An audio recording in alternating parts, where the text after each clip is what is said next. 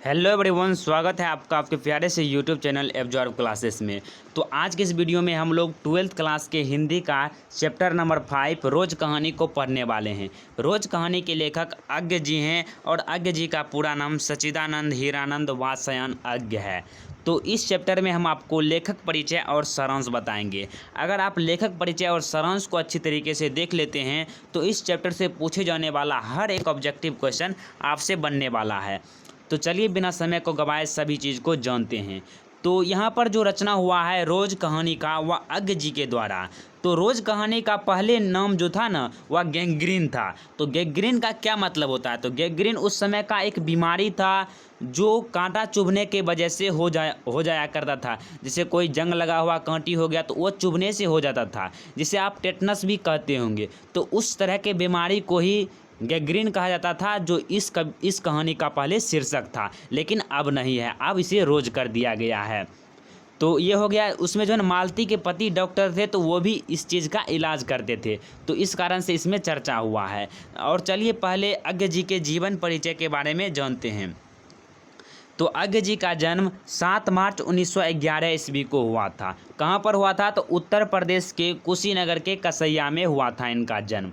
और इसका मूल निवास करतारपुर पंजाब में है। और इसके माताजी का नाम बेंती देवी एवं पिताजी का नाम डॉक्टर हीरानंद शास्त्री था। और यहाँ पर इसकी मृत्यु जो है 4 अप्रैल 1987 को इनका मृत्यु हो गया था। ये आपको ध्यान में रखना है।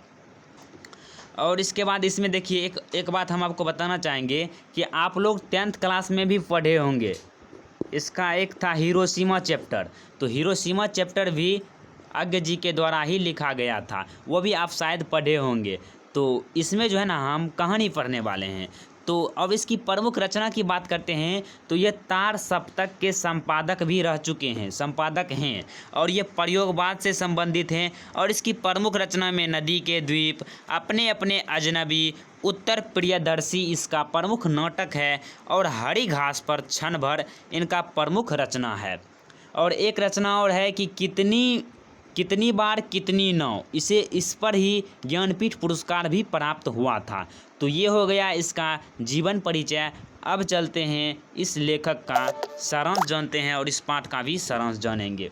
तो चलिए शुरू करते हैं। तो रोज कहानी के कहानीकार हिंदी के एक शीर्षस्थ गद्यकार अज्ञ हैं। अज्ञ आधुनिक साहित्य की एक प्रमुख प्रतिभा थे। रोज कहानी प्रेमचंद के बाद की एक श्रेष्ठ कहानी है। प्रेमचंद के बाद कोई श्रेष्ठ कहानी है तो वह रोज है। उसके बाद वातावरण परिस्थिति उसके प्रभाव में ढलते हुए एक गृहिणी के चरित्र का मनोवैज्ञानिक उद्घाटन अत्यंत कलात्मक रीति से लेखक यहाँ प्रस्तुत करता है। डॉक्टर पति के काम पर चले जाने के बाद का सारा समय जो किस तरह से व्यतीत करता है मालती, उसी के बारे में यहाँ पर चर्चा हुआ है इस चैप्टर के अंतर्गत। तो हम लोग मालती के पति एक डॉक्टर थे जिसका नाम महेश्वर था। तो उसके काम पर चले जाने के बाद जो है ना मालती का घर में कैसे समय बीतता था वही यहाँ पर दर्शाया गया है। तो मालती को घर में एकाकी काटना होता था, मतलब अकेला ही समय बिताना होता था। उसका एक पुत्र था जिसका नाम था टीटी। तो टीटी के साथ ही वह अपना सारा समय व्यतीत करती थी। तो उसका दुर्बल और बीमार और चिड़चिड़ा पुत्र हमेशा सोता रहता था। उसका पुत्र कैसा था? तो दुर्बल था, चिड़चिड़ा था, बीमार था और जो हमेशा सोता रहता था या रोता रहता था। मालती उसकी देखभाल करती हुई सुबह से रात 11 बजे तक घर के कार्यों में अपने को व्यस्त रखती थी।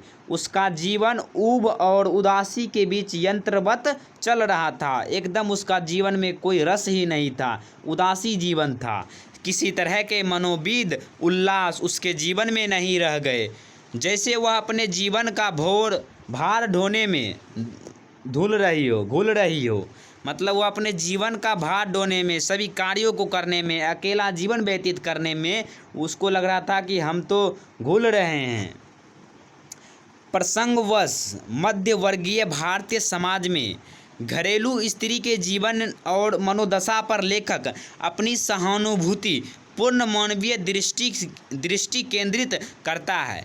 कहानी के गर्भ से अनेक सामाजिक प्रश्न विचारोत्तक रूप से पैदा होते हैं।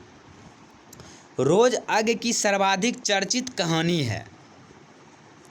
यह चर्चित कहानी क्यों है उसके बारे में भी यहाँ पर ध्यानपूर्वक देखिए, इसी से ऑब्जेक्टिव आएगा। क्योंकि इसमें संबंधों की वास्तविकता को एकांत वैयक्तिक अनुभूति से अलग ले जाकर सामाजिक संदर्भ में देखा गया है। मध्य वर्ग की पारिवारिक एकरसता को जितनी मार्मिकता से कहानी व्यक्त कर सकी है वह उस युग की कहानी में विरल है। उस समय जो अज्ञ जी के द्वारा यह कहानी लिखा गया था तो वो मध्य वर्ग पर लिखा गया था, जिसकी पारिवारिक स्थिति को इतनी मार्मिकता से प्रस्तुत करना उस समय के सभी लेखकों में एक बड़ा ही रोचक था। तो उस समय यह हर कोई नहीं इस तरह की कहानी लिख सकता था, तो यह विरल था, बहुत मुश्किल था। तो यह उस समय के चर्चित कहानियों में से एक था। मालती 2 वर्षों के वैवाहिक जीवन के बाद बदल गई है। 2 वर्ष के शादी के 2 वर्ष के बाद वह बदल चुकी है। उसे केवल कर्तव्य पालन और औपचारिकता निर्वाह करना पड़ता है। मतलब उसको यह काम करना है, सुबह शाम रात 11 बजे तक उसको काम जो है नियमित वह करते रहती है। तो उसका जीवन जो है वह कर्तव्य पालन और औपचारिकता निर्वाह करना पूर्ण हो गया है। फिर उत्साह का सर्वथा अभाव जीवन में आ जाता है। जीवन नीरस, उदास और यांत्रिक बन गया है।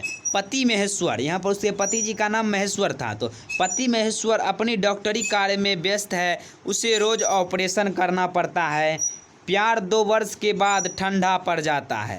बूंदे एक बच्चा है, वह रोज बिस्तर से गिर पड़ता है। उसके बाद देखिए, उसके बाद पत्नी एक अखबार का टुकड़ा पढ़ती है, वह बाहर दुनिया से जुड़ना चाहती है। मित्र अतिथि भी औपचारिकता मात्र हो जाता है। तो उसके पास जो है ना लेखक जी मिलने जाते हैं, वो उसके दूर के बड़े भाई थे, तो मित्र अतिथि भी औपचारिकता मात्र हो जाते हैं। ये लेखक के विचार थे। और मुख्यतः रोज शीर्षक कहानी में जीवन की निरसरता और यांत्रिकता का स्वर मुखर है। जीवन की क्या जो निरसरता है और जाके यांत्रिकता है उसका स्वर मुखर होता है, व्यतीत होता है। यह जीवन की नियति है। अज्ञ एक सफल कहानीकार के रूप में इस कहानी में उभरे। सत्य है कहानी जीवन से जुड़ी रहती है। और यहाँ पर एक चीज़ और बताना चाहेंगे, किसी से रिलेटेड एक प्रश्न भी रहता है। रोज कहानी के शीर्षक के आधार पर मालती का चरित्र चित्रण करें, तो उसके चरित्र का चित्रण करना है, वो भी हम आपको सोचे कि साथ ही साथ बता ही देते हैं। आपको ध्यानपूर्वक देखना है, 1-2 मिनट बाद आपका समाप्त हो जाएगा। तो रोज कथा साहित्य में क्रांतिकारी परिवर्तन के प्रणेता महान कथाकार सच्चिदानंद हीरानंद वात्स्यायन अज्ञ की सर्वाधिक चर्चित कहानी है। प्रस्तुत कहानी में संबंधों की वास्तविकता को एकांत वैयक्तिक अनुभूति से अलग से जागृत समाज यहाँ पर देखिए अलग से जाकर सामाजिक संदर्भ में देखा गया है। मतलब अलग दृष्टिकोण से देखा गया है। मध्य वर्ग की पारिवारिक एकरसता को जितनी मार्मिकता से कहानी व्यक्त कर सकी है वह उस युग की कहानियों में विरल है, मुश्किल है। उस समय के कहानियों में इस तरह का जो भाव पैदा होना वह बड़ी बात थी। लेखक अपने दूर के रिश्ते की बहन लगती, जिसे सखी कहना उचित है। लेखक को जो मालती है वो उसे सखी कहना ही उचित लगता है, हालांकि उसे वह बहन लगती थी। तो दूर के रिश्तेदार की बहन तो उचित है। से मिलने 18 मील पैदल चलकर पहुंचता है। लेखक जो है मालती के यहाँ 18 मील, याद रखिएगा, 18 मील पैदल चलकर पहुंचता है। मालती और लेखक का जीवन इकट्ठे खेलने पीटने, स्वेच्छा एवं स्वच्छंदता तथा भातृत्व के छोटेपन बंधनों से मुक्त बीता था। इसका अर्थ क्या है कि लेखक और मालती जो है ना पहले बचपन में साथ साथ वह खेले थे, पढ़े थे, पीटे थे, एक दूसरे को खेले थे, ये सब मतलब एक साथ खेलते थे, रहते थे उस समय। लेकिन अब जो है ना उसका शादी हो गया तो वह अपने पति के पास चल गया, तो लेखक जो है ना उसी के पास मिलने आया है।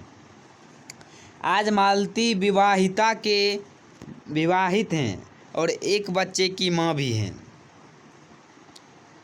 उसके बाद देखिए यहाँ पर है वार्तालाप के क्रम में लेखक उससे वार्तालाप करते हैं, बात करते हैं। में आए उतार चढ़ाव में लेखक अनुभव करता है कि मालती की आंखों में विचित्र सा भाव है, मानो वह भीतर भीतर कहीं कुछ चेष्टा कर रही हो, किसी बीती बात को याद करने की, किसी बिखरे हुए वायुमंडल को पुनः जगाकर गतिमान करने की, किसी टूटे हुए व्यवहार तंतु का पुनर्जीवित करने की, और चेष्टा में सफल न हो चिर विस्मृत हो गया। मालती रोज कलहों के बैल की तरह व्यस्त रहती है, हमेशा काम करती रहती है। उसका जीवन गैंग्रीन मर्ज के समान है। उसका ऑपरेशन उसके डॉक्टर पति द्वारा किया जाता है। पूरे दिन काम करना, बच्चे की देखभाल करना और पति का इंतजार करना, इतने ही मानो उसका जीवन सिमट गया है। उसके बाद देखिए नेक्स्ट है कि वातावरण, परिस्थिति और उसके प्रभाव में ढलते हुए एक गृहिणी के विचित्र का मनोवैज्ञानिक उद्घाटन अत्यंत कलात्मक रीति से लेखक यहाँ प्रस्तुत करता है। डॉक्टर पति के काम पर चले जाने के बाद का सारा समय मालती को घर में एकाकी काटना होता है। उसका दुर्बल, बीमार और चिड़चिड़ा पुत्र हमेशा रोता रहता है, हमेशा सोता रहता है। मालती देखभाल करती हुई सुबह से रात 11 बजे तक घर के कार्यों में अपने को व्यस्त रखती है। उसका जीवन ऊब और उदासी के बीच यंत्रवत चल रहा है। किसी तरह के मनोविनोद, उल्लास उसके जीवन में नहीं रह गए हैं, जैसे वह जीवन का भार ढोने में घुल रही है। इस प्रकार लेखक मध्यवर्गीय भारतीय समाज में घरेलू स्त्री के जीवन और मनोदशा पर सहानुभूतिपूर्ण मानवीय दृष्टि केंद्रीय करता है और कहानी के गर्भ में अनेक सामाजिक प्रश्न विचोरक रूप में पैदा होते हैं। तो इस तरह से आपका समाप्त हुआ। आशा करते हैं आपको पूरा समझ में आया होगा। मिलते हैं इसके ऑब्जेक्टिव के साथ अगली वीडियो में, तब तक के लिए जय हिंद, जय भारत।